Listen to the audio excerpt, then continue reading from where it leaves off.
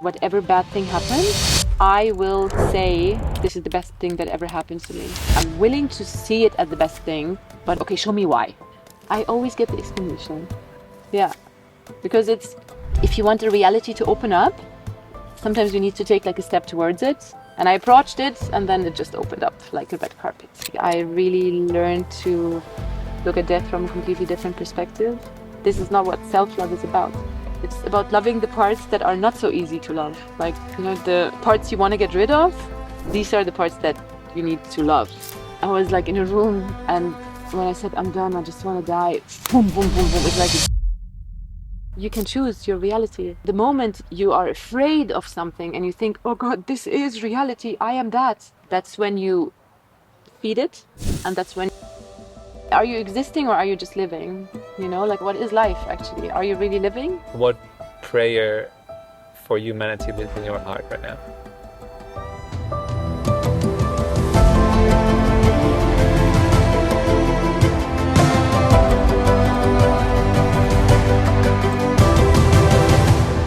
Hello, beautiful souls. Welcome back to the Spirit Unfolding podcast, the place to explore consciousness, reality, becoming our most authentic self, and contributing to a more beautiful world.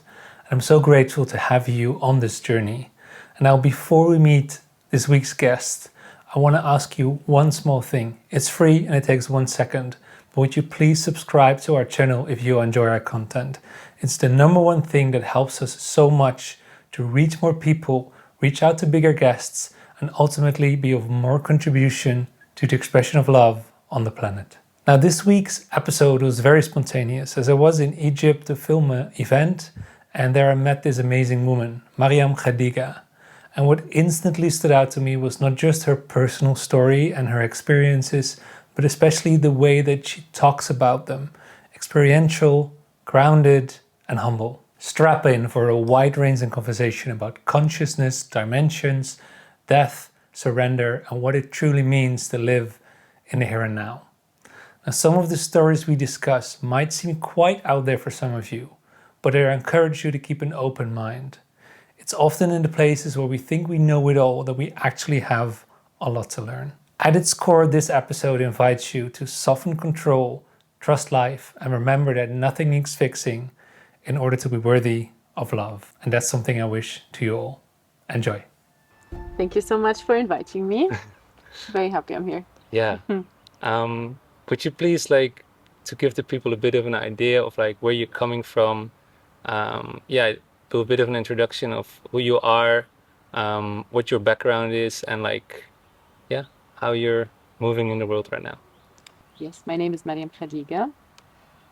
I moved back to Egypt 4 years ago after a long pause. I was born in Germany. I grew up in Egypt, so I was in Egypt from 5 to 18. I went to school here. And when I left, I was, I don't want to say traumatized, but I just definitely didn't want to come back. It was very hard, it was hard for me to be here. For several reasons. And somehow for wedding 4 years ago, wedding of my cousin, that I definitely, she was crying on the phone and she was like, Mariam, please come, you have to come to my wedding. And I said, okay. And I went to the wedding. I went to the pyramids after the wedding. And something happened and I canceled my flight next day and I looked for a flat and I moved to Egypt in the same week. Yeah. I didn't know anyone in Cairo. I had no job, no friends, no flat, nothing. And my friends were like, what happened? Like, you were just crying last week that you don't want to go to Egypt and now you're moving. Yeah, and it was the best decision I ever made. And my story is, I study psychology. And when I finished studying, I was already working as an air hostess, as a flight attendant for a company in Germany, having the best time of my life. So I continued that even after finishing studying. And it was an amazing job because it allowed me to do many things at the same time. And I was also, for example, a wedding planner at the same time in mainly in Cape Town, organizing events and weddings for German couples until Corona came. And because it was destination weddings, I basically had to cancel all of my plans, all of the weddings, and my spiritual journey started somehow. Mm. Yeah, and um, Corona was one of the best times for me I ever had. Yeah. Mm. Mm. You shared something happened in the pyramid or near the Yeah. pyramids Yeah. that made you make this abrupt change Yeah. of direction. Yeah. What was that? Um, I was walking between the, let's say, the middle pyramid and the small one. There's like a walkway. I was walking by myself, and all of a sudden I saw a huge geometrical structure in the air. Not the flower of life, similar to the flower of life, and it was a very clear message. You have to move to Egypt, and I was like, okay. Mm. Like there was no. It was so clear that there was like zero doubt, and I didn't understand. I don't know where it came from. There was no message afterwards. It was just this one message. And back then, I was not really getting like a lot of messages, so it was like something very new to me. But sometimes, like this one, there was no doubt. And literally, the moment I just listened, 1 week later, like in the first week, I got to know all my favorite people that I'm still in touch with, that are still my friends. I had the best flat I could imagine, in the best like everything. Just it was like a red carpet, and because I was like, oh God, I don't know anyone. I don't know anyone. I don't have a job. I don't. Uh, After being in Egypt for 10 days, I got offered a super cool. Like I was part of, like, there's one wellness festival that was just starting basically at that time, Mm. and I was asked if I want to be involved in the planning, and I was like, okay. And nobody knew me, like getting involved in this way in a new country. So and I wasn't expecting that, and it's all just because sometimes when you listen and you're like, it's, oh God, it's ridiculous, it just doesn't make any sense. It doesn't in this moment, but in order for a timeline to open up, I don't like this terminology usually, but if you want a reality to open up, sometimes you need to take like a step towards it. Mm. It doesn't open up if you don't approach it. Mm. It's like, and I approached it, and then it just opened up like a red carpet. Wow. Yeah. Yeah. How do you explain that? Magic. I actually don't know. Do we need to explain No. it? I'm very mental, so I always want to, like, I want everything to be explained. Huh. Um, and there are many things that sometimes happen to me that just don't make any sense, especially when I'm struggling with something, struggling to accept something. And I have this process of whatever it is. Like I dislocated my hip like 1.5 years ago, and I just started with this process back then. And I decided like 10 days before, whatever bad thing happens, I will say this is the best thing that ever happens to me. And I was lying there in pain, and I remembered, thank God. Like I don't know how, but usually you don't remember when you have to, but I remembered. And I said, okay, this is the best thing that ever happened to me. I'm willing to see it as the best thing, but then I'm like, okay, show me why. Okay, show me why it's the best thing. I'm willing to look at it as the best thing. And it's interesting, since I'm asking for, okay, show me why. Mm. Like I I accept it's the best thing. I always get the explanation. Yeah, because it's like, when a baby gets born, at the same time it gets born, the fetus dies. The state of the fetus dies. Mm. You can focus on the death of the fetus or the birth of the baby. But the fetus that was like not breathing through the nose, like the fetus that was inside, was a completely different state of being, Right. ended. And it's happening at the same time. So which which reality do you focus on, the death or the birth? So when something bad happens, it's the death of my body without my hip dislocated, and it's the birth of the state of Mariam with a dislocated hip. But sometimes, like, oh, for God's sake, like, why? And it's a long story, but I was like, I needed that to happen. It was the best experience ever because I said I'm willing to see the beauty of it, but show me why. Yeah. Yeah. Do you think that we don't ask that enough? Like why? To the mystery, let's say, to spirit or God or whatever you Like, feel like it is? I don't think it's necessary. It's like me, because I'm very mental, just like it, but I'm very grateful that I get answers very often and very immediate. But I don't know if it's like always like this or if it's necessary. Like, sometimes I don't care, but I'm just very curious. I'm very like because I love understanding everything. It's always for me. It's always about the why. Why do we do that? It's like with talking about prayer. Like okay, prayer, pray, pray. Like the Egyptian way of praying. Now recently, when I went into the technology of prayer, and now it makes sense. Like okay, it's like it's important to do it in these intervals, and actually it's important to put our third eye or our forehead on the ground, because when you're too mental, you're literally humbling the ego and bringing your body in a posture of surrender. It just empties the mind. And now when I'm in ceremony, I go into the posture of sujood, of like the child pose or like Egyptian prayer, and it makes total sense. I like whys. I like that. I don't like to do things if I don't understand why. Yeah, I'm like that too. Yeah, yeah, Yeah. yeah. Although I do enjoy this. I do like to be surprised by life.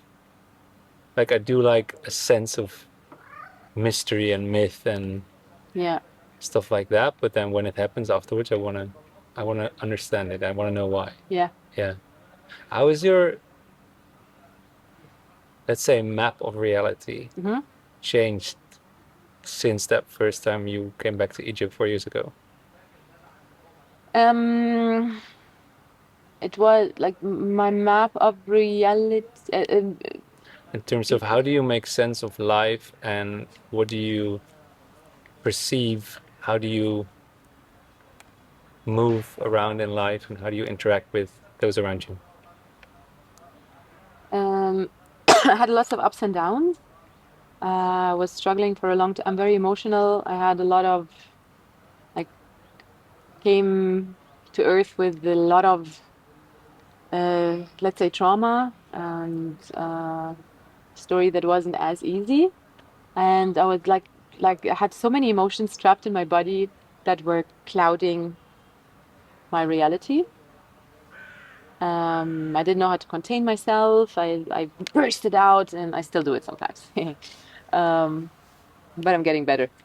But I was actually struggling sometimes because I was like things were just. I think of something, it was manifesting very fast, um, and I like it overwhelmed me a little bit. I actually went into a depression for this because like I was like, oh God, don't think of anything, because like sometimes I think of something I actually don't want, and it still happens.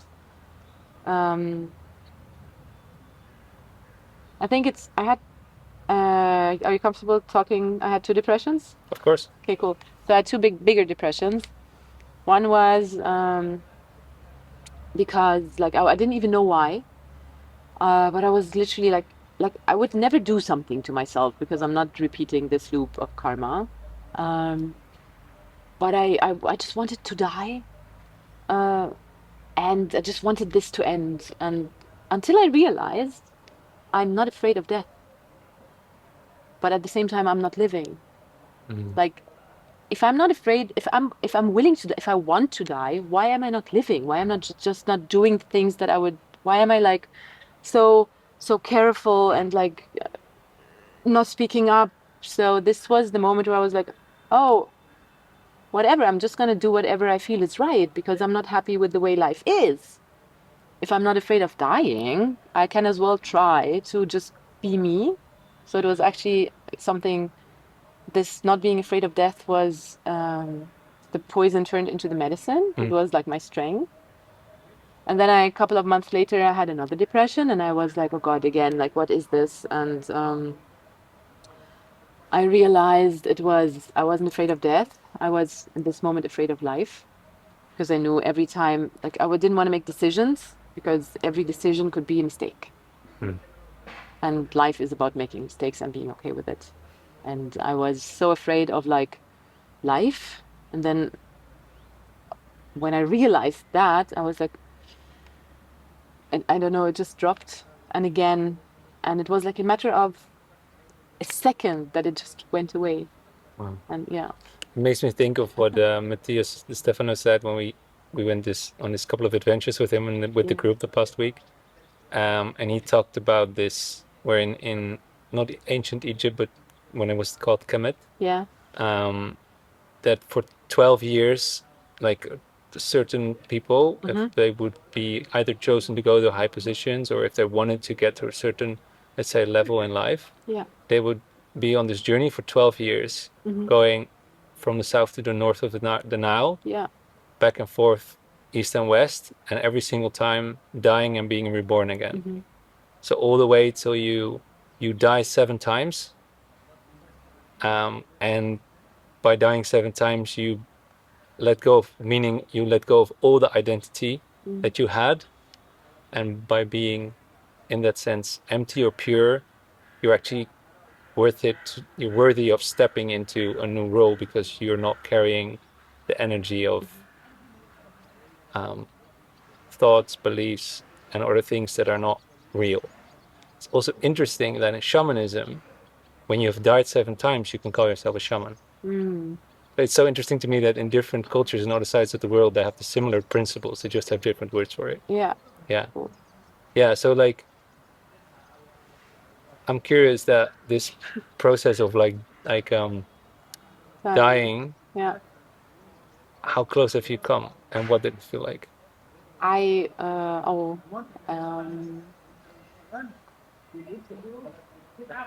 I don't actually remember how often, but I had like a conscious death. I think the understanding of death is it's a bit misunderstood. Like it's also a death of a state. Um, I died several times, like in medicine ceremonies also. Like it's kind of I did iboga, for example. I don't know if you know. Yeah. Okay, so it's a very strong medicine, and in the journey, I gave everything, and at some point I was just exhausted, and I was like, you know what, I'm done. And then I was like in a room, and when I said I'm done, I just want to die. Boom, boom, boom, boom. It's like with like flashlights, they all went out, and I just died, and the journey ended. No pain. I died. Like it Yeah. was like, and I was like so frustrated. I was like, okay, if this lifetime is just like, if okay, if it was all for nothing, then I'm fine with it. If it just like if everything was just in my head and everything is just an illusion, I'm okay with that. I'm okay. And next day we continued, and I died again in a different way. And even I think like 3 weeks ago, I was lying in bed, and like all of a sudden, like I had like a little bit of like this feeling that I haven't had in a long time. Like, oh, I just wanted to end. I just wanted to end, and I looked down at myself, and I was like, yeah, okay, like let the version that wants to go, I will let her go now.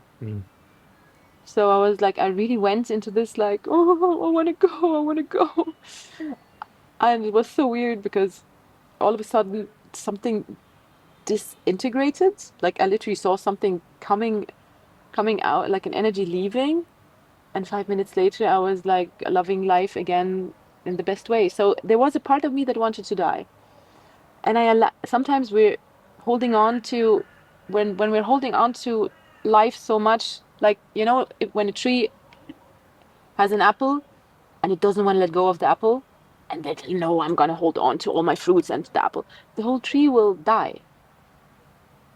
You have to let go. You have to let the fruits fall and let them go. And yeah, it's the same concept. For people that are struggling with this Yeah. concept of death or even just letting go, because there's a reason we hold on to them. Yeah. like protective mechanisms and things that happened in the past. Yeah. What would you say are like the most productive ways of, or the best shifts in how you deal with looking at this to learn to let go? I don't want to speak for everyone, but I can share how it was for me. Like I really learned to look at death from a completely different perspective. Um, because me or people close in my field, when I look at the world, it's not like everyone is living in absolute abundance and happiness, and there are a lot of struggles, like a lot of people that are living in like, especially in Egypt, for example, they hardly can like they're suffering. Yeah. There's a lot of suffering around us. So is your life worth live? Are you existing or are you just living? You know, like what is life? What is life actually? Are you really living? Um, and I personally, I just was more focused on the suffering and how bad everything was and like all the struggles. And I loved it. Like I loved the drama back then. And I was so focused on it that I just wanted it to end in any way. But in my subconscious, I was still afraid of death. So it was kind of like this two sides of like, on the one hand, I want to die, but I'm afraid of death. It's like, didn't make any sense. And when I started reflecting, what am I actually afraid of? What is it that I'm actually, what is it? Um, the more I dive deeper into what is it actually that is important to me, I was less and less afraid of death. Like I, I would say I actually welcome it. Like I honor life, but since I'm totally fine with letting it go, I can enjoy it much more because I'm not so focused on, okay, I have to be focused on my health and I have to be focused on making sure I have insurance for this, and it's stressful. It's really stressful. And since I'm not like fine with like it ending at any time, I'm not saying like going crazy and doing skydive and bungee jumping and look to keep the adrenaline high. Like I don't care about if I'm alive. That's not what I'm talking about. But since I'm like, it's okay if it ends tomorrow, my nervous system relaxed a little bit, and I can enjoy. I can actually live and not just exist. I can focus on life, living life much more. It makes me think. I once heard Matthias talk about that in ancient Kemet, like what this is 12,000, 15,000 years Yeah. ago, when you would be born, they would say, "Welcome to life, the path to death." Yeah. So it would be connected right away and Yeah. realize, and it's not something to be afraid of. Yeah. Yeah. It makes me also realize, I don't know how much you know about this, but definitely more than me. People, when we're talking about Egypt, and we have ancient Egypt, Yeah. and then there's Kemet, which is like people also connected to the time of Atlantis. Can you paint a bit of, from what you're aware of, like a picture of how these ages differentiate are different? Um, Egypt is very focused on on the afterlife. Okay. Can, can I would share something about the concept of afterlife. Yeah, sure. Okay, so there's life and there's death. There's the journey through the underworld and the journey through consciousness and light. And um, what is vibrating higher? Something moving or not moving? What is alive? Something moving or not moving? What would you say is alive? Moving. Moving. Okay. What do you think moves faster? Like the vibration of your soul or your physical body? So obviously. Okay, Yeah. great. In order for your soul to come here, your soul has to die. Okay, so like death is nothing but like it's a disconnection of the body from yeah. State of being. It's just yes. So it's like your soul is not fully like your soul is dying in order to come here. Like it has to lower its vibration. And how I'm seeing it is actually, this is death. Like when you're born and your consciousness comes into a physical body, the vibration is so low that it's actually, from the perspective of the soul, it's dying. And this, in this whole awakening process that's happening, and that's like our frequency is getting higher step by step. So we're coming back to life. You are dead already. You're dead. The moment you die, your soul is alive again, because it's not caught in this physical body of low frequency. Mm-hmm. So we are already dead. It's fine. Like we're waking up. Right. Yeah, that's how I see it.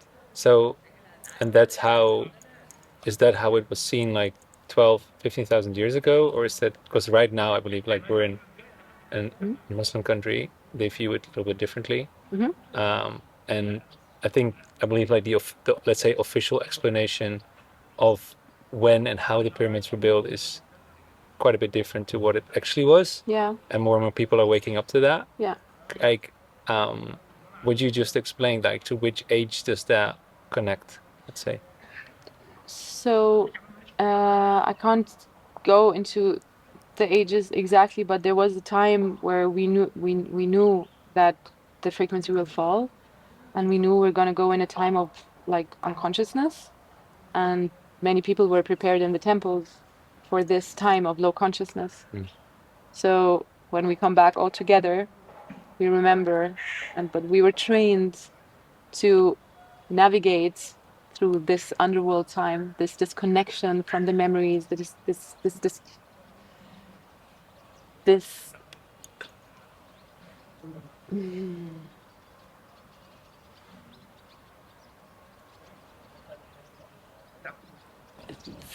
for me, what's happening right now, we prepared for this so many years in so many temples with so many people, and we all came at the same time because we decided to come together at the same time.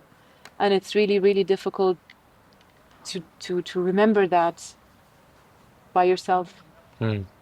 But we had a deep and intense training. Yeah. In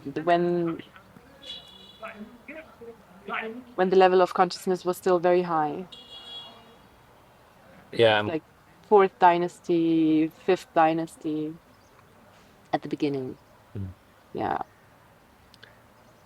I think like we're in this process where more and more people are waking up to that, either through like their own experiences that cannot maybe be explained through the 3D, the concept that we have of, let's say, 3D reality, or like only physical reality. Yeah. And then also there's lots of people that are like obviously hearing it like through podcasts or books, or like they're reading something and something all of a sudden clicks. Like, have you had like any particular insights or experiences that helped that shift for you, or made you like think of reality in a different way?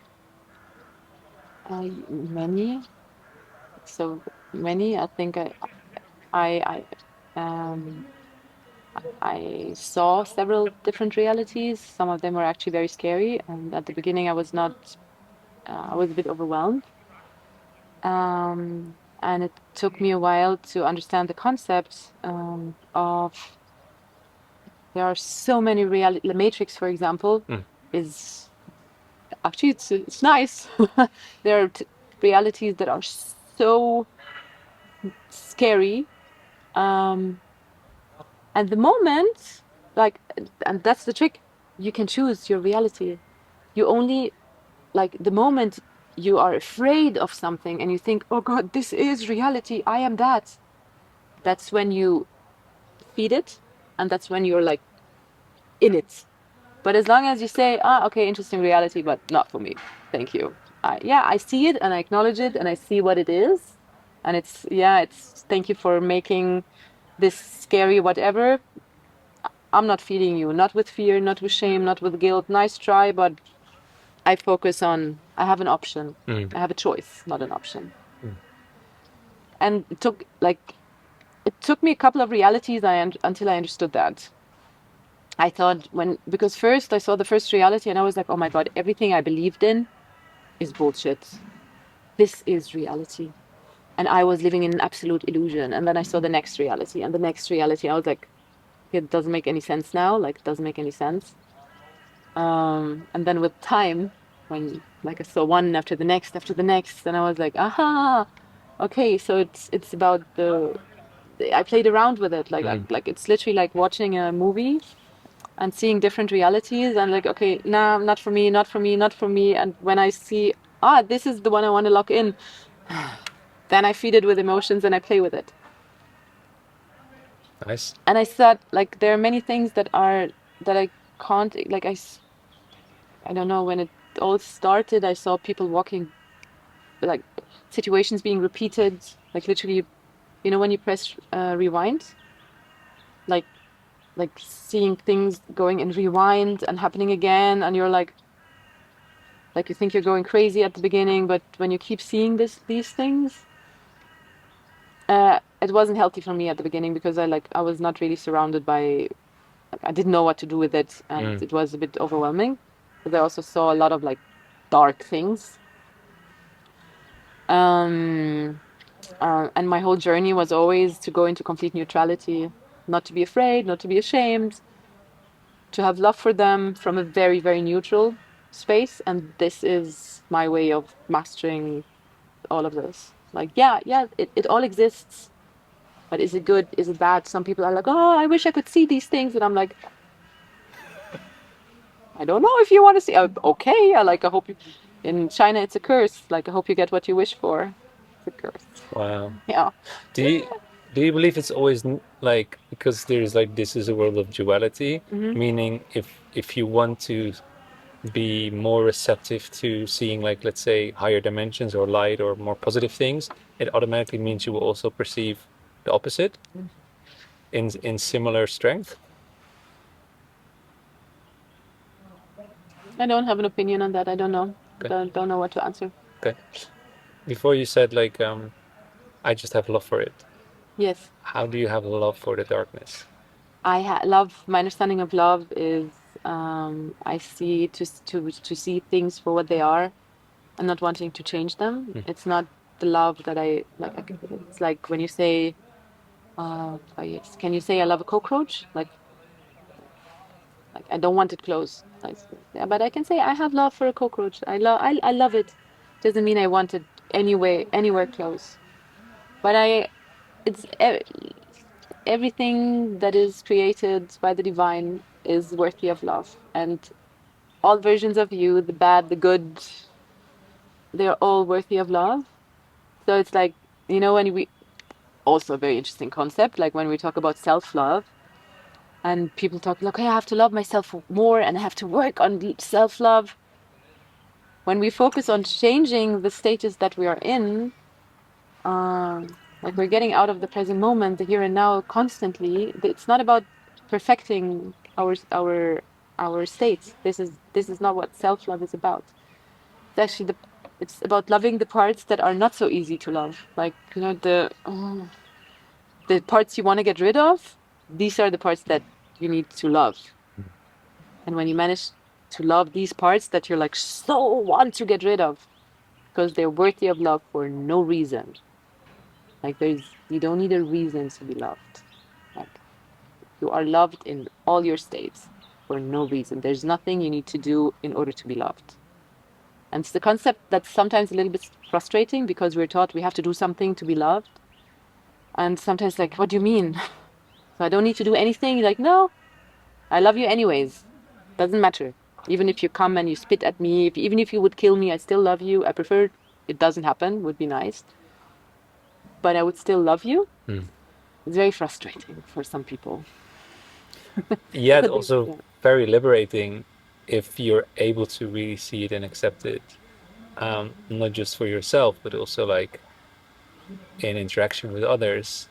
yeah. For example, yesterday we sat in a men's circle, the last day of the week with the group, and we were talking about like, hey, what is actually needed in a group like this to really create this container of trust, safety, so we can actually hold each other accountable. Like, I think one of the biggest wounds of the masculine in general is to not be seen or to be rejected. So it's something that's always in the back of many people's minds. It's like, oh, if I do this, I might get rejected. So in a container like this, can we all agree on the fact that no matter what happens, no one's leaving, no one's getting rejected? We hold you accountable to what you're doing.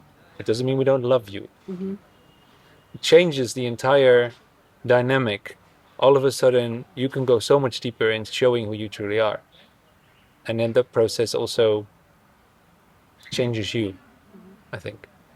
Yeah, that's very beautiful what you said. Didn't know you were going through this in the men's circle. Very beautiful. Thank you for sharing. My pleasure. You said something fascinating before, like when we talked over lunch. You said, I don't see air, I see ether, Yeah, the fifth element. yeah. Can you explain what is it that you perceive? So there are different fields, like and it depends where I am. Like, so basically, you could imagine that there are. So instead of this being air, it's like there is a field that is static. You say so. Yeah. It's like so it would be like one flower of life, one flower of life, one flower of life. It's a little bit more detailed than just flowers of life, but the middle of one would be the beginning of the next, and they're all like intersecting and like above each other and beside each other, like in all dimensions.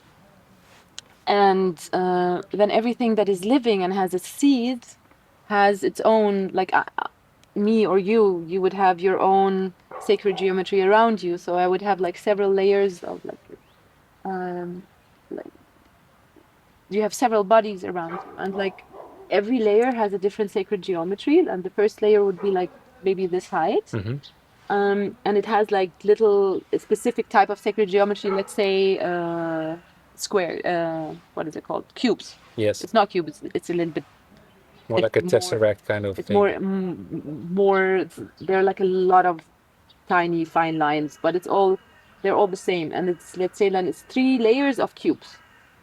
Then the next layer would be a couple of layers of a dodecahedron, of like another sacred geometry shape, but the shapes get bigger. So the closer to the body, the more dense the figures, Right. and the more far away, the bigger and less dense they are. And interestingly, if so, for example, if I mess around here with if I do this with my finger, I can change the geometry. But if I mess around in the higher bodies with my finger, nothing changes. I can change them with my emotions and with my mind. Right, because the density of your hand is too dense to affect the ones Yes. there. Right. Exactly. And it's the same in some fields. Sometimes when I do when I'm in some houses, like the flower of life, for example, is when it comes, it's actually it's not in the higher frequencies. It's like it's very related to the physical reality. And when I have like a rope, for example, and there are many flowers of life, if I turn the rope, I can see the structure that the rope creates for like 2 minutes. Yeah. If it's higher, if it's a high, I was so frustrated because like I wanted to prove it one time, and then I couldn't change the structure. I was like, nothing is changing. I just imagined this, and it took me a while because I don't. It's not like I have someone where I can read this. I'm just testing and playing around day by day, learning like a child. And the higher dimensions, cannot change them with anything physical, but we can change them by humming, by singing, by emotions. Yeah. Yes. But it's not like I understand what is what. I just see like a child, and I don't really understand. Like, for example, I was seeing something Like the first time when I saw like a portal, it looked a little bit like a tulip, and it was like in. Actually, I had one in my flat in Munich. I wasn't aware it was something that should be closed or something we call bad, because it's like basically like anything can negative energies, anything can enter. Uh, and I wasn't aware, like I don't have preferences. I don't, when I see things, I just see them and I don't know if I like them or if I don't. Like, and it took like someone who was doing house clearings that came and said, Mariam, here you have like a huge portal. And I'm like, oh yeah, that's a portal. Like, so, like I see many, or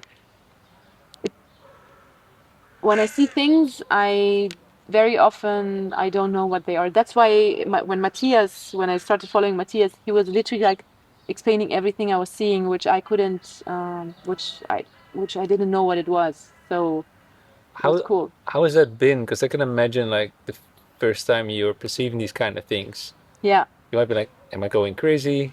yeah, Like, what is going on? I Like, know. Yeah, how is that?" And also, like for people that have never experienced something like this, it's yeah, also like, it can sound out there or like, and it's okay. Like yeah, everyone has their own experience. yeah, Like, how has that process been? In terms of like getting to grips with that and accepting those parts of yeah, yourself and your perception. yeah. So when it started, I was like, oh God, I had like the best spiritual ego journey with like I don't even remember. I think Mary Magdalene, and now I'm looking for Jesus, and took me quite a while. Like that's like 5 years ago. Like I was like on a complete I'm special. Uh, and then it was like yeah, I fell for it. I'm sorry. Uh, Makes me a little bit almost uncomfortable, almost a bit ashamed to talk about it because I know like like usually I don't like to share this, but I totally fell for it. And afterwards I was like, oh God, how boring would that be actually?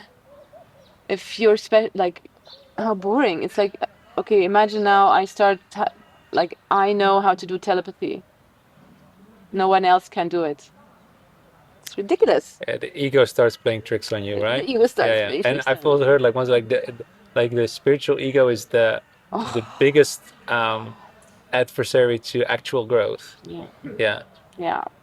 And also when you are in this phase, because it's really like when you think you're more spiritual than others, it's really difficult that someone else can get. You have to get out of it by yourself. I like when I notice like when I have people around me that are very like, okay, and I am doing everything right, and you're not as spiritual as I am. I'm like, okay, we'll take a pause and we'll meet again, maybe in a month, maybe in a year. Right. But I know this phase, and whatever someone would have told me, it's like no one could have got me like or convinced me because everything is like like I know it better anyways because I am doing everything right for the light. Mm. So you have to go through this phase by yourself, and you have to get yourself out of it by yourself. Mm, Very and fun. it's yeah, it wasn't like you see, even my body is like a little bit like oh yeah, yeah, Yeah, yeah, yeah, yeah, yeah. yeah. I'm very honest today. Mm. Mm. Mm, You said like earlier, like you choose your reality, like yeah, you're responsible for your reality also. yeah, Um, One of the things that I've noticed as I've started to accept this, let's say, view of life more and more, yeah. um, I would like to say fully, but I don't know. There's probably more layers I haven't explored yet. Mm-hmm, I'm also seeing like that life around me is actually constantly reflecting back to me mm-hmm, what is going on inside. yeah, One of the things that you shared earlier when we were having a conversation and you said like, and I noticed as we were talking, there was no flies on you, and yeah, there was a few flies on me. And I was like, why is that? Like, do you just have spray on, or is it something else? yeah, And you said no, it's because something in you, like they only go towards decay. yeah, So one of the fifth primal forces you have life, death, birth, creation, and decay. So because there's decay in your system, meaning you're not exactly where you're supposed to be, or you're not fully inhabiting your body. Mm. The flies are there, and it's actually a messenger to tell you, hey, what's going on. I've also noticed that during this conversation, 2 times when my mind wandered off a tiny bit, Mm-hmm. there's instantly flies. When I come back to the present, the flies go away. Mm-hmm. And there's like so many things Yeah. around us all the time telling us things. Yeah. And like when we grow up in this society, it's very easy to follow the, let's say, vastly adopted way of thinking. Life happens to me and I'm a victim of all kinds of things, and like you're fighting all kinds of stuff, you want to change it. At some point you start to realize, no, actually life is happening for me, life is happening through me, life is happening as me even. This whole concept of the world is a mirror is very interesting to me. And then you shared another thing earlier where you said, I actually, it's not just that I see myself in you, you are me and I am you. And I literally see myself in other people. Yeah. Super fascinating. Yeah. Can you like share what that process is like? Because like I think it's, yeah, it felt like a new level to be unlocked in a sense at some point. So one comment to the flies before I continue. I actually, for my reality, I know or believe that the the better the frequency and the like coming with time at the moment, everything will be so on point that like there will be more synchronicities, and every single, even a wind breeze will be a message. So if the wind is coming this way, it's actually directing me to go there. Or if if flies stand on me, it's like, okay, hey, move now. Like I had the same at a festival, for example. Like it's also, the more we lower our protection and the walls, the better the surrounding can communicate with us. Right. So the floor can be full of spikes, for example. If you're not meant to step on a spike, you're not meant to step on a spike. But the moment you wear a shoe, the natural communication of the floor, maybe it's like, don't walk this way, which would happen eventually by just giving you a small peek. Right. If the universe wants to communicate with you, the more protection you use, the message is still going to reach you. But instead of just making peek, you're going to fall and break your leg. Right. So we're like protecting ourselves from messages that are coming through anyways. And sometimes the messages are just as strong because we have the protection. And then we make more protection and the messages get even stronger. So for me, I'm like, at the moment, like I'm trying to like everything, like I don't, any protection, I'm just allowing it to like, if everything is me, what am I so afraid of? You know, like everything is me. Of course, we can discuss that. And I know there are many, like, I'm just saying this is my way of approaching things and I'm not recommending it to anyone. But that's how I approach life. I don't like it's protection is, I don't need protection, as like I believe, like I want to trust that everything that is happening the way I wanted it to happen. And instead of fighting it, I trust my higher self and I trust my future. Also meaning that actually finding it doesn't change a single thing. It's still going to happen anyway. Exactly. Might even hurt more. Yeah, exactly. Yeah. What was the second question? I forgot now. The eyes, seeing yeah, myself. exactly. Yeah. So that's a process. It was one of the realities that I saw, I think it was 3 years ago. I was at an event and it was a bit trippy.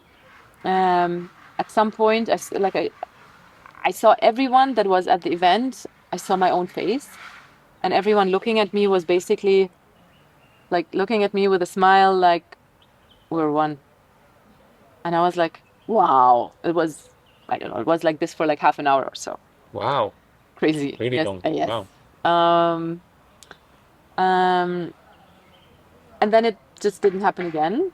And then I think 3 months ago, I was visiting my friends in Germany, and I don't know, like I was seeing them for the, like, especially my girls that I haven't seen in a couple of years. And I met them and we went for lunch, and then I was sitting and all of a sudden I was talking to my face. And with some it was just like for 1 or 2 minutes, but like with one friend who also looks a bit similar to me, we were eating or sitting in the sun for like 2.5 hours, and I was like talking 2.5 hours with myself, and I talked with her about it, and so it kept happening, and then like it happened to me, I think now, let's say 35 times roundabout, that the person in front of me becomes my face. And now I'm starting to play around with it because I cannot do it consciously. I can only, like, I'm trying to understand how this works. And what I found out so far is, like, I was talking to a friend where I was actually really struggling to see myself in. And eventually, when I was like, I accept him for the state he is in now. And all of a sudden, I started seeing my own features. So one of the tricks is actually loving the current state and seeing the current state of the person and loving and accepting it. So this is one of the tricks. It goes faster when in my mind I say, I am you and you are me. Very important. We're not merging our energetic fields. We're not becoming one by merging. It's completely different. It's like I have to be fully in my center. So if I actually have to pull all my energy towards me and align my chakras, you know, in order to see you as a clear mirror.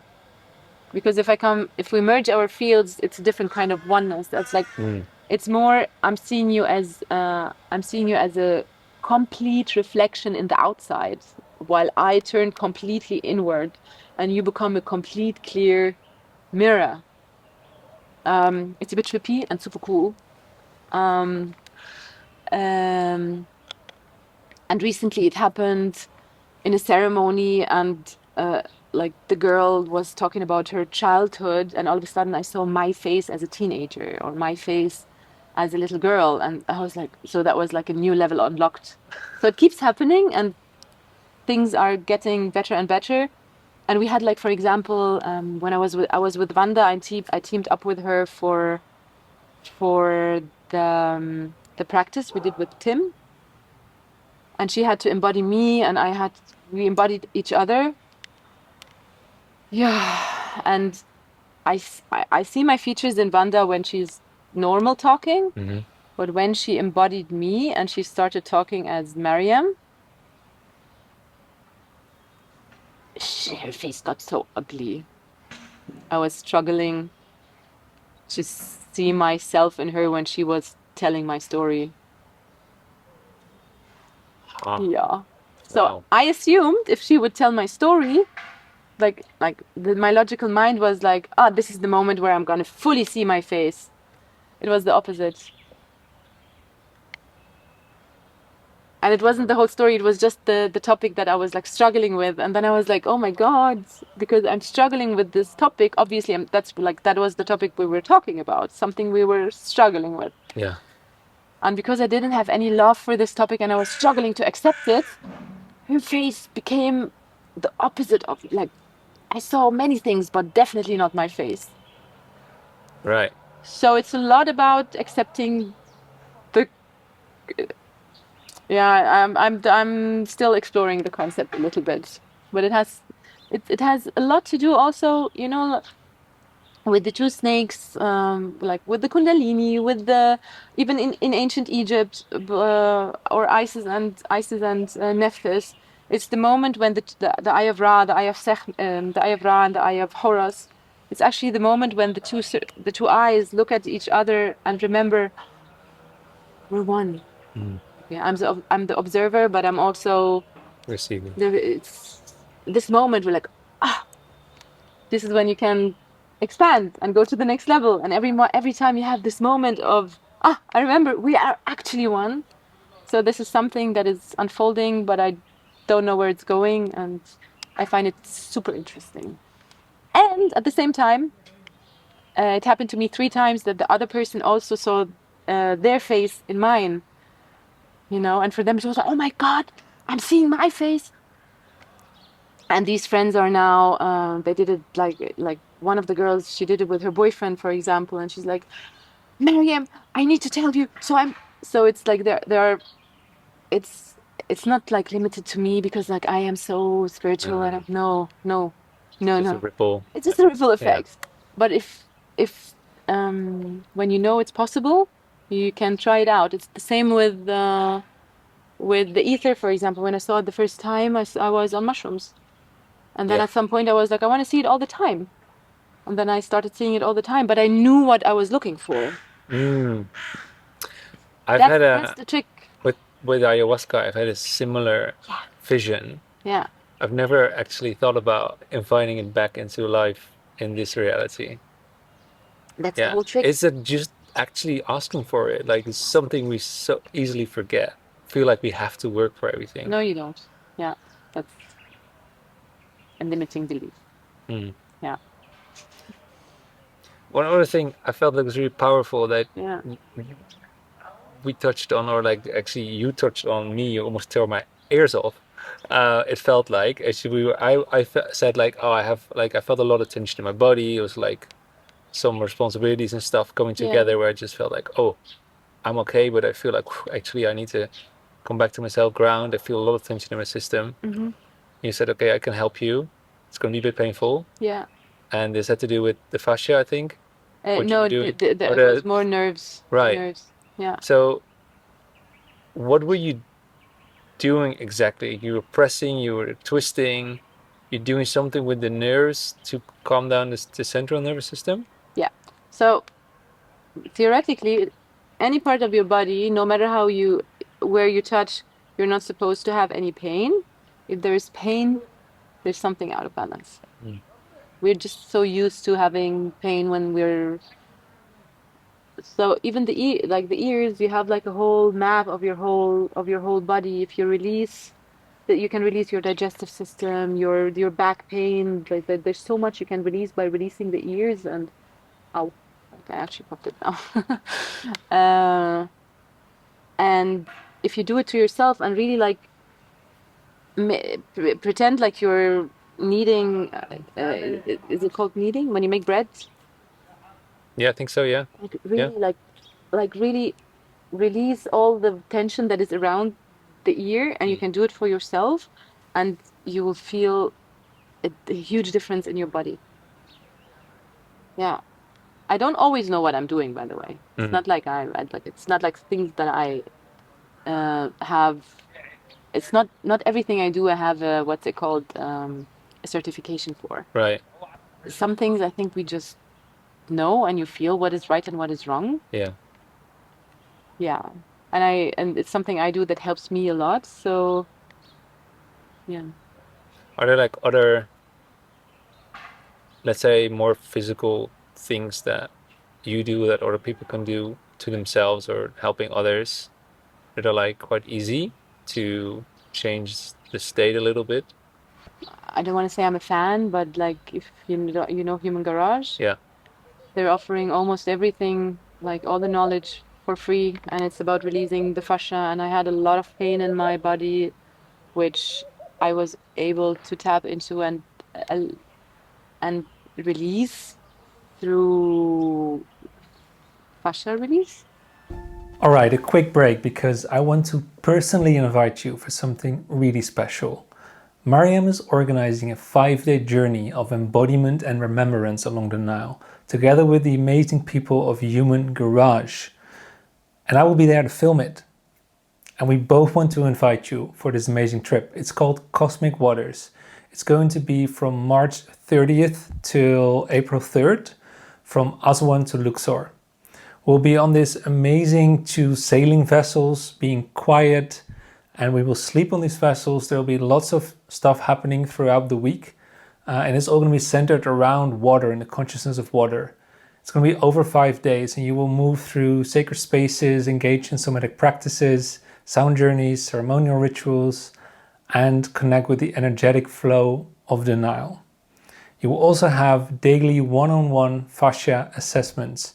And the fascia is the part of the body, the network, if you will, that holds tension, that holds emotion. And by working with the fascia, we learn to release all this tension and all this emotion from the body, and just creating a lot more freedom within ourselves, physically, emotionally, and spiritually.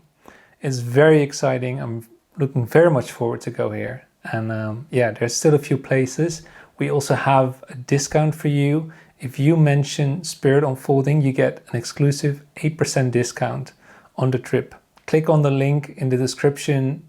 You will find out everything you need to know. I'd love to see you there. All right, back to the episode.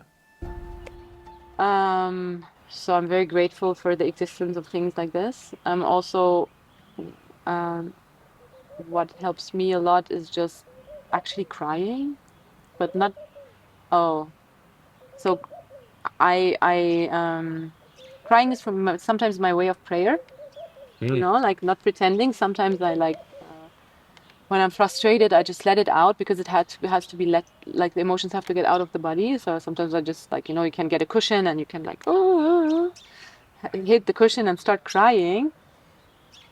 But it's not about like, it's crying and contain the energy, not just don't disperse it like this. But the interesting thing, when it comes to crying, grown-ups, they cry like this. And have you seen babies cry? I just noticed recently. It's like they just give it to the universe and they don't take the sadness in. They're just like, okay, let's go play. Yeah, Cool, it's quickly as well, like it quickly, releases. Yeah, done. They cry, and we keep the sadness in, and then we keep it because we're I don't want to say we. I grew up in a field where like, don't cry, be strong, stop being such a whatever pussy. Yeah. So of course I don't cry and I don't do whatever and I'm strong and super counterproductive actually. completely stupid, but it was fun. The journey was fun. Yeah. Like, yeah. Also something that I noticed at some point, you know, when you ask people about their past, okay, so how was your childhood? The moment you ask them about the past, the version that is sitting in front of me, it disappears. Right. It goes right back to, let's say, the imprint of their childhood. Exactly. They don't, and it's something we do. Like when you bring people to a story of the past, it's interesting to, if you ask them, to tell it from you now. It's an interesting process to like. When I noticed it, it took me quite a, like, it was, for me, it was very profound when I noticed that I'm like this, and then, oh yeah, my past, oh God, and wow, I went through so much and so much struggle, and now I'm trying or doing my best to say it with the perspective of now looking at my past and realizing why everything happened the way it did. Yeah. Yeah, I've had similar journey for sure. And it was like first a lot unconscious, obviously, like how the state changes. Yeah. And like later realizing actually through different, things that I experienced in therapy and men's work, whatever, like, hey, you can actually hold the younger version of yourself in a sense, or literally, in your experience, even maybe not physically, but might even feel like that. Yeah. Where you're going back in time and giving yourself what you need. Yeah. And by repeating that process, you will, let's say, heal or change the imprint. Yeah. Meaning you will also feel more free in the current moment. Yeah. Like, you said a few times, like, things that all come back to, it's very important to be here and now. Yeah. And also to be neutral. Yes. Why? In order to be in the here and now? Yeah. Okay, so if you look at the quantum field, like electromagnetic field, let's say, and you want to be in the center, to be like seeing everything from the center with complete clarity. In order to be in the now, what does it actually mean? Okay, let me translate it to this reality. When you're in the now, you're not thinking of the future and you're not thinking of the past. Anytime you're thinking about the past, it's usually very often remorse, guilt, shame. Like there's something that is keeping you in the past. You see someone and you did them something wrong, and they will look at you and they will throw you into a story of the past. People that keep you in past stories, avoid them for a like I avoid them. You know, like if you cannot, because I'm a new person every second, you know, like if you keep me, oh, you did this and you did that. Yeah, I did, but I can't change it right now. And I'm sorry, my intention wasn't that. So, and sometimes you have a field that is keeping you in the past, and sometimes you're keeping you to yourself in the past because there's something you did and you can't forgive yourself. Someone did something to you and you can't forgive, and you're so angry. So you have a lot of weight Yeah. of okay. So this is going into the past. Everything that has to do with the future has to do with fear.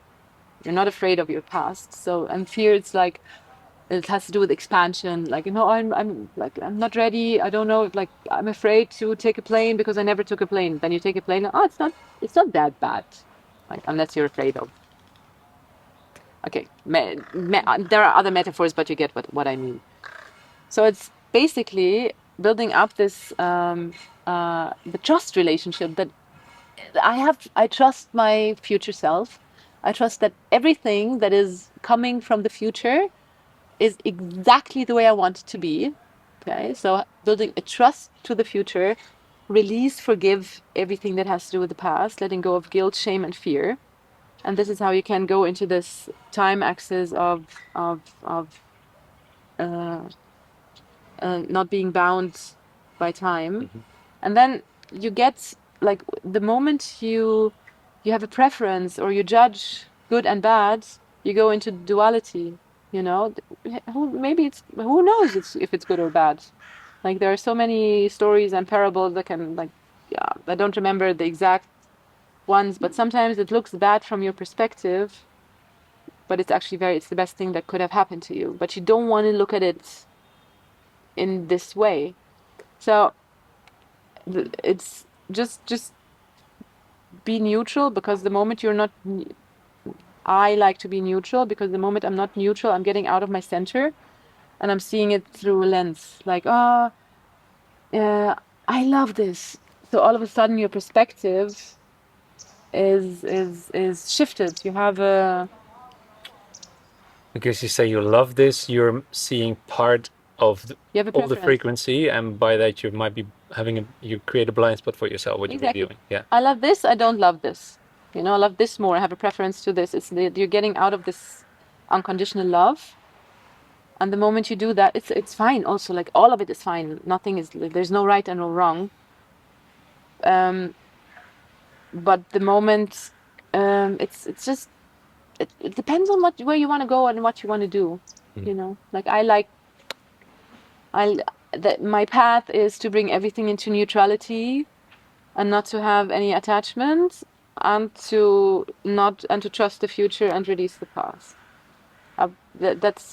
That's all I like. I wake up in the morning and I go through this prayer in my head. Yeah. When we're talking about this neutrality, Yeah. so having unconditional love in a sense for everything, Yeah. and being with everything, I understand the difference, yet I can also understand that for many people hearing this, it can be like spiritual bypassing in a sense, where Yeah. you're like, Totally. you know, you're always in this state of oneness, but you're not actually feeling it. So how do we get to neutrality while also staying in the feeling Yeah. without being fully affected by it? So first of all, if I would have managed to get there completely, I would have completely dissolved, and I would be like completely in my light body and in my ascended version. Here I am, just saying. So we have something, like, I believe in something that is called free will, and sometimes I know I have a programming, and I do have a preference for specific things. But then whenever I realize, oh, this is something I like, this is something I don't like. Also, my body has a regular, like a reaction. Some things it's afraid of. If I see now like a huge spider, my body is gonna. I have a preference not to have the spider, and my body has this reaction. But it's just about like noticing it and saying, okay, I have the intention to be neutral towards the spider, even if I can't do it. It's like it's okay. It's okay. Like I choose to be neutral towards the spider, and then it's a process to get there. But you don't have to. Like it's sometimes it takes longer. Sometimes, and there are some things that mosquitoes. I don't know if I will ever be able to love them. Um, but just like having the intention to go there. Like I have the intention to love everything unconditionally. Do I love everything unconditionally? Hell no. No, I don't. No, of course. Yeah. Yeah. Intention is very powerful, though. Intention, exactly. And Yeah. just catching myself if I don't. That's that. Just having the awareness. I do have a preference to do that, and not being too hard on myself if I do. That's the whole thing. Just don't pretend. No, it's this is normal and this is fine. No, it's just having the awareness. It's like if you drink a glass of alcohol, for example, don't tell me it's good for my body. Although a glass of wine can be good, but like if you drink like a bottle of, I don't know, tequila, and don't fool yourself by saying, no, this is good and I need it. Like just say, oh yeah, it's not good for my body, but I enjoy it today. Do whatever you want, but don't fool yourself. Just be honest. Like, no, I don't. I said I don't want to tell people what to do because I actually. Okay, so I need to be honest to myself. One of the conversations I had with an entity that fooled me for a long time. Like I was having like a long conversation and I was completely convinced it's something divine. And it only at the end that I was like, wow, I was like fascinated by this weird entity. And then I asked, okay, so how do I know? How do I know what? Because it's like beings come and then they're like so powerful and you're like fooled because like we are not we. I was like so desperate. I just wanted to experience anything spiritual, like anything, And then sometimes you're fooled by anything comes. Yeah. That looks like magic or looks like ooh, and then you're so fascinated by it, almost worshiping it, and this is where the balance gets like when things get out of balance. And I was like, how do I know if what's sitting in front of me is a being of light, of being of whatever? And it was like, well, Mariam, we're allowed to give you advice and you're going to like it. We give you very good advice and you will like it.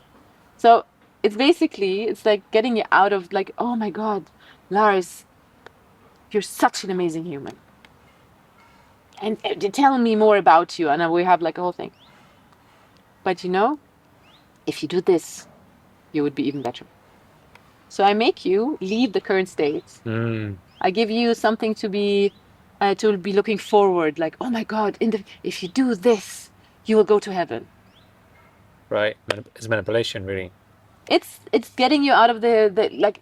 Yes, you are in a good state, but if you change the here and now a little bit, if you get out of the here and now, like here, this destination, so continue to this destination. It's like pulling people out of the here and now.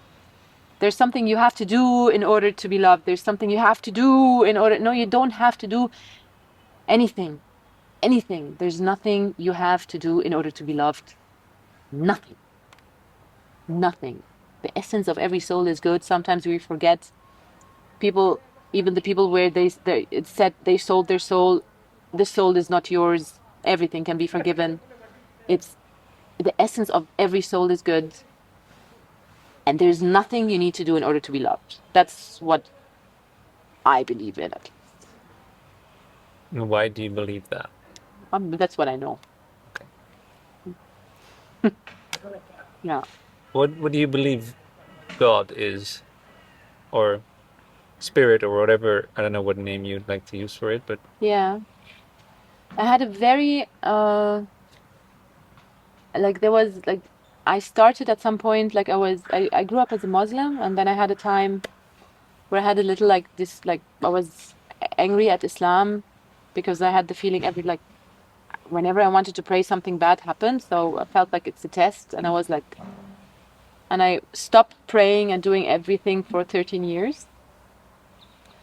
And then I remember, I started meditating at some point because something difficult happened in my life. And I started like believing in energy, and I was like, and then I started seeing energies and everything like was like very interesting. And then I remember it was like a Tulum jungle party, and I was struggling to go home, and there was like a cartel taxi driver. I wanted like $100 to drive me home, and I was like, I'm gonna walk. And he's like, you're walking through the jungle. The jaguars are gonna eat you. And I was like, the universe will protect me. And he's like, the universe or God? So I sat down with him, and we had a conversation for an hour with this cartel taxi driver. And it made me realize, okay, so what's the difference? And whatever we call God or the divine. And I was like, is there a plan? Like, does it have a mind? And I was like, if I have a mind, I'm pretty sure there's something brighter than me. And like, if I have a plan, like I always like my plan is very limited. There's something higher or brighter. So this was the moment with this cartel taxi driver that I was like, oh no, actually, I think I believe in God. And he's like, okay, come, I'll drive you home. He didn't take money. I was like, so that's how I found my way. That's when I changed my perspective from energy to God or divine or whatever. Yeah. And the divine that I believe in is everything. Like everything. Everything is God. Everything is divine. There's nothing that is not divine. Yeah. I like that. Yeah, me too. You talked about it. I'm experimenting about these things, and like with the rope, for example, and Yeah. like, what's the most fascinating experiment you've done, like on yourself or like that you've tried? Nothing coming straight away. What about doing nothing, like surrender? So what I do a lot is actually, um, my work is a lot related to undoing. I work with energetic, not like it's called the knot of Isis. It's like the knot that Isis used in order to bind the soul of Osiris back into his body, and it's representing the womb. And it's like it's basically how the decision. What do we knot from the ether into the physical, and what do we menstruate? Because the womb has the power to decide. I meant this I give existence, a body to, and this we menstruated. Maybe next round we try again. And in order to be able to use this knot as a knot of power, there are many artificial knots that have to be undone in all the bodies, like limiting beliefs, like like knots in the body, like even like in the fascia, in the mind.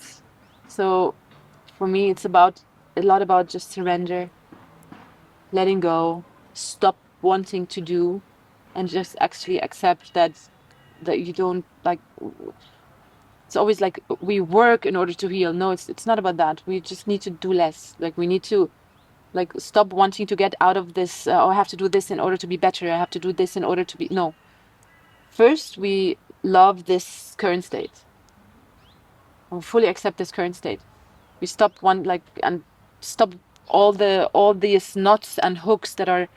You have to work. You have to get married. You have to earn money, and you have to have a car, and you have to carry the weight on your shoulder, and like all of these things, the knots that we have in our field. Like, no, I don't have to do anything. If I don't do anything, I'm fully loved. And then you can take a step and move towards whatever and do the healing, as Matthias would say. Put the heel Yeah, put the heel. Yeah. towards the direction you want to walk. Yeah. towards. And how do you balance that? Yeah, how do you make a balance between surrender and still taking action? Yeah, that's a topic where I actually sometimes struggle with myself because I'm a person that doesn't have routines. So it just happens organically the whole time. All I'm noticing is like a couple of months ago, my processes were very, very extreme. Like I would like have like highs and experience the craziest things and be like completely overwhelmed, and then I go completely down, and then I need 10 like I'm exaggerating now, but like needing like 7 days by myself alone, completely depleted and needing to recover.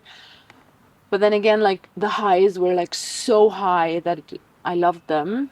Um, and now it's not and in the downs they're very difficult to surrender because like you're completely like like I did everything like and now I'm doing every like why so thank God organically I have no idea what I did. I cannot give you any recommendations, but like I'm just noticing that the energy is like softening and like the universe is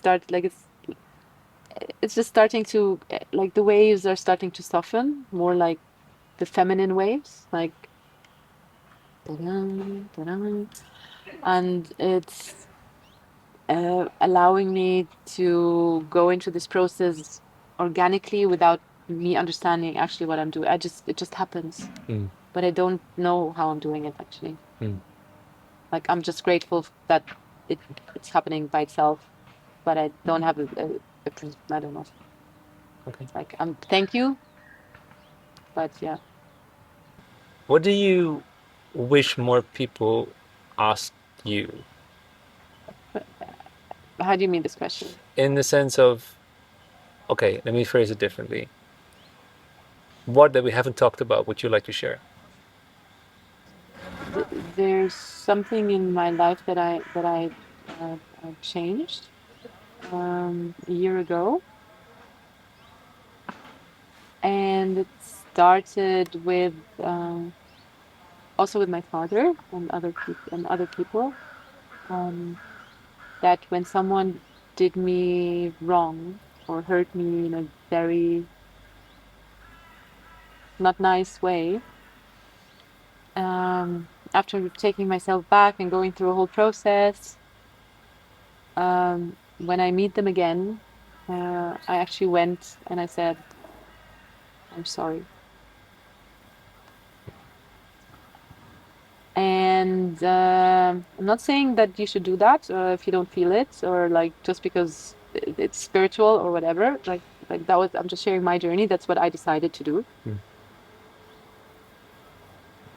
And I mean, sometimes the answer was, yeah, well, it's okay. And I was like, Accepted. then it was in this moment, it was my journey to accept that I was maybe angry at the fact that I even went there, and which was also a process. Yeah. But most of the time, like, uh, like the conversation usually begins with them struggling to forgive me because from their perspective, I did them wrong. Um, and I start the conversation with, I know your intention. Please know my intention was not bad, and I know your intention wasn't bad. Okay, so I just set the tone of the intention. I know your intention wasn't bad, and my intention wasn't bad, and I'm sorry. Sometimes, depends on how far you go with the conversation. I get to explain how it was for me. Sometimes I just don't, but it's so interesting how you see how vulnerable people become or how everything softens and all of a sudden like you will start understanding people from a completely different perspective because you like sometimes you're like I can't forgive them and it's like, "No, no." And the moment you go and you say, because they don't expect sorry and you don't that's the beautiful thing is you don't have to say sorry.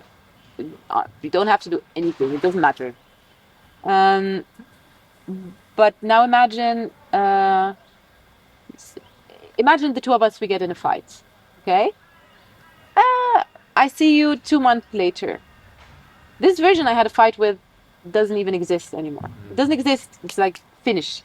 I don't even remember why we had a fight. I'm sure somewhere on a higher level, in my reality, we decided to go through this fight. So but I didn't manage to, like, I also got angry. Like, I couldn't handle it back then from a state of like being in my heart and dealing with it in a way to not get into a fight. I didn't do it. I didn't handle it as Jesus Christ or Mother Mary. Okay, like, I'm just human. So when I go and I say I'm sorry, it's like I've had the most beautiful situations that I usually would have not been able to have, and the deepest healings as well. Yeah, and doesn't make any sense, but that's something that and it's very powerful actually, because the moment sometimes you're trapping a version of a person, you're trapping a piece of their soul that you're angry at.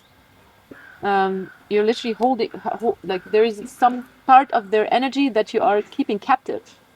And this energy, when you keep it for too long, it will get angry at some point. It's like a cat that you're not feeding. The cat at some point, this cat is super cute, but the cat will come and scratch you if you're not feeding it. So you either have to continue being angry, feed the cat, and it gets bigger, bigger, bigger, and fatter, and will still scratch you, or you just let the cat go. Talking about cats. Yes. Yes. Hello. I had a similar experience, and it wasn't with saying sorry, but it was with forgiveness. So when I was at the end of lower school, around like 10, 11 years old, I was bullied Yeah. by multiple kids, and I Yeah. was like 3 that I, in my memory, experience as the ones that started it in a sense, or like were sort of heading it. And I think about a year and a half ago, I was in a session with my coach. We're working through some stuff, and we came back to like some challenges that I had in the now. We realized, they're coming from still that wound of being bullied. And I explained like sort of factually what happened, and also like how it felt for me. And then he asked, "Have you tried forgiving them?" And that question just broke me open. And like just expressing to him in that moment what I would do and what that would feel like was already like healing. And then I actually wrote 3 letters to the 3, because like through my parents, like it's all like small towns and stuff, like got to know where their parents live, and like, okay, I'll send it to their parents' house.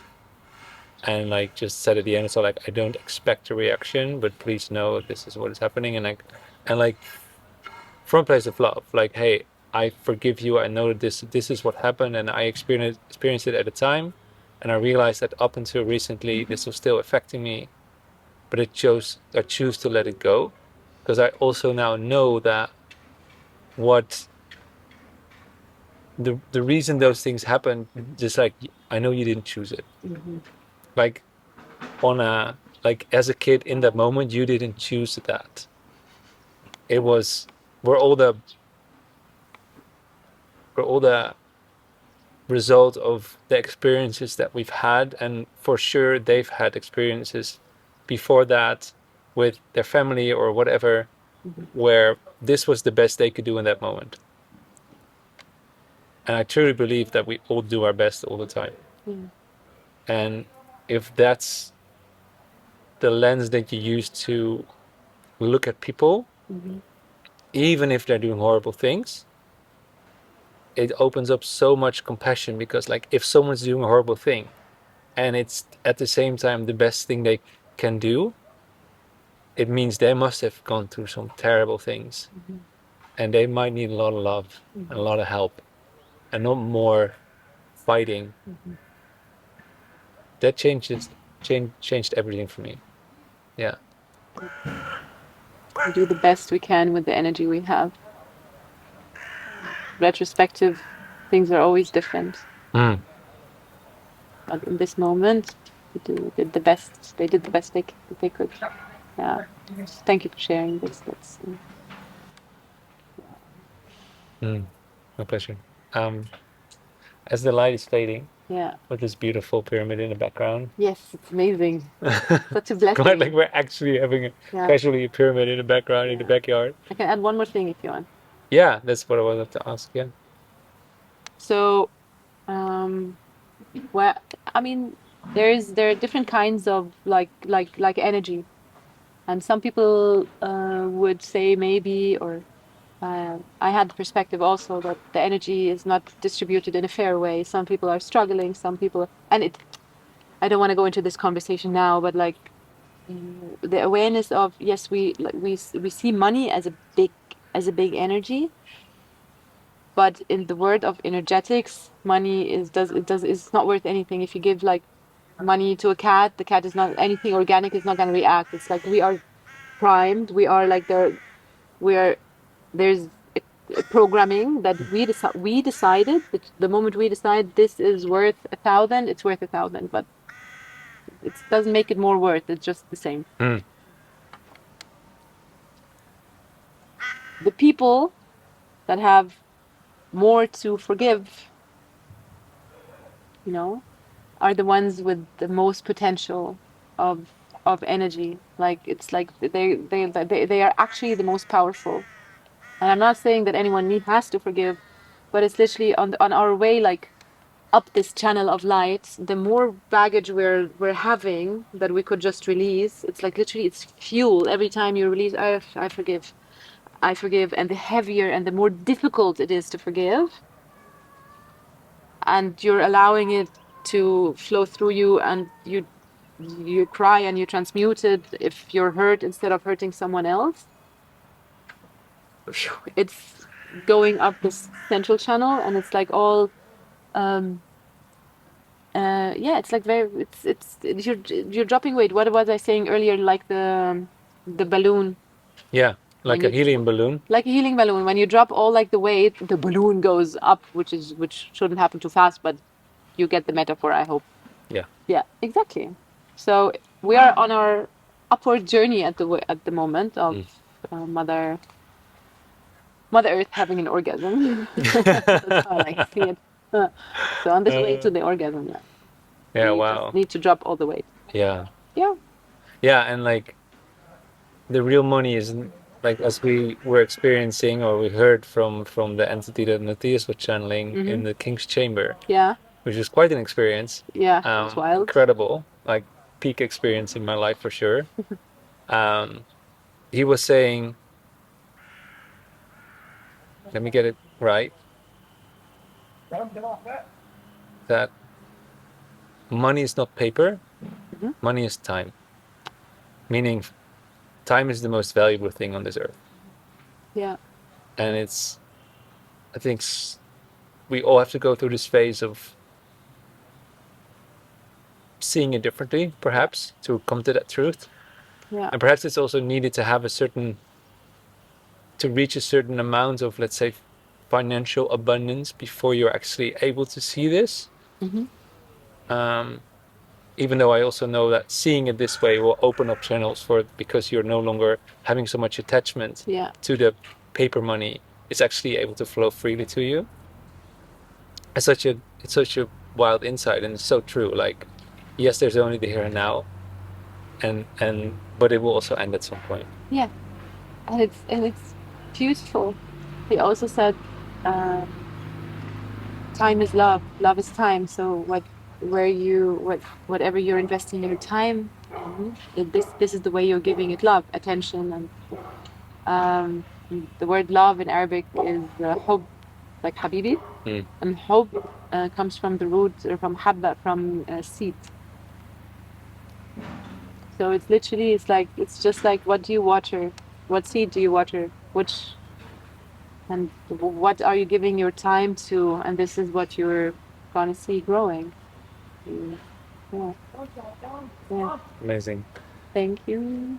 For people that who want to follow you, want to know more about what you're doing, what you're going to do in the future. Yeah. I'm going to link all of this in the show notes for everyone.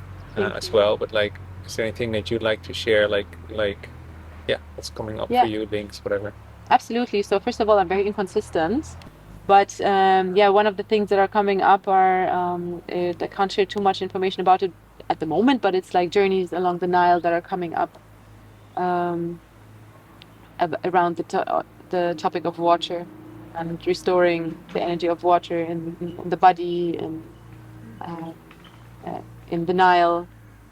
Yes, and yes, I am on Instagram, and I just created a YouTube channel, I think like 3 weeks ago, which I'm very proud of. Amazing, perfect timing. Yes. Yeah, Yeah. right. Yeah, I'd love to close off with one final question. Mhm. Like, what prayer for humanity lives in your heart right now?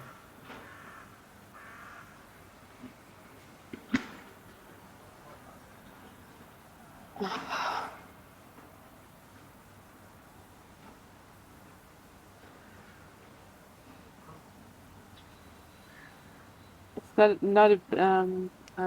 not a prayer that would come out in words. So like uh, there's so much coming up at the moment, and no words. Some things are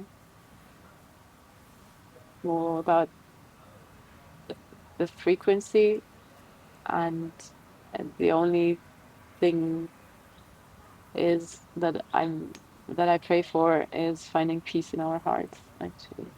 Just peace. Thank you so And I much. actually have hope. I'm not even worried. Like I just get a little bit emotional sometimes, but because it happens, but I'm actually not really worried. I really know that good things are happening. It's so amazing. Right? It's like it's I have lots of hope. And sometimes I wish people could see this hope and this world through my eyes that there is hope, and I'm seeing good things happening. I think you've done just that, helping other people see that, more of that. So Okay, thank you. thank you so much. And yeah, to everyone watching, listening, thank you so much for tuning in. I hope this inspired you as much as it did for me. And I'm looking very much forward to seeing you next time. Please let us know in the comments your thoughts, your reaction to all that we talked about. And if you haven't subscribed, please do. I'd love to see you again next time. Bye bye.